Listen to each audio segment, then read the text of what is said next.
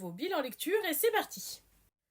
On commence chez Panini avec le premier tome de Laughing Under the Clouds. C'est par le même auteur que Mars Red, que je n'ai pas lu pour ma part, mais j'ai eu des échos très positifs de ce titre. Et c'est un shoujo assez étonnant où on retrouve une histoire de prisonnier, etc.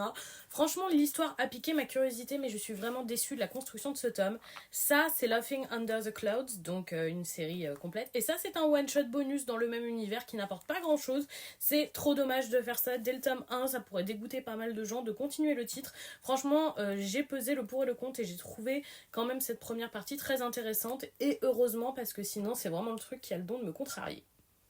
On va chez Kana avec une autre nouveauté, il s'agit du premier tome de L'enfant en moi, l'histoire d'une jeune fille adolescente, lycéenne, qui tombe malheureusement enceinte. J'ai beaucoup aimé ce premier tome, j'ai aimé qu'on rentre pas dans les clichés du mec qui se dédouane tout de suite du truc, mais plutôt qui va l'accompagner dans toutes les démarches et les bonnes réflexions qu'il y a, et vraiment on sent cette panique qu'elle a, qui est très légitime. J'ai trouvé ce tome 1 vraiment intéressant, un shoujo qui change et qui fait plaisir.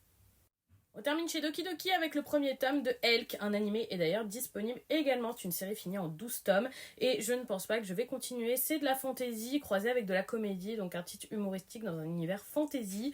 Et pour ma part, ce n'est pas le genre de lecture que j'apprécie, donc je n'ai pas la curiosité de continuer. Et voilà pour ce petit bilan, dites-moi si vous avez lu ces titres ou s'ils vous tentent.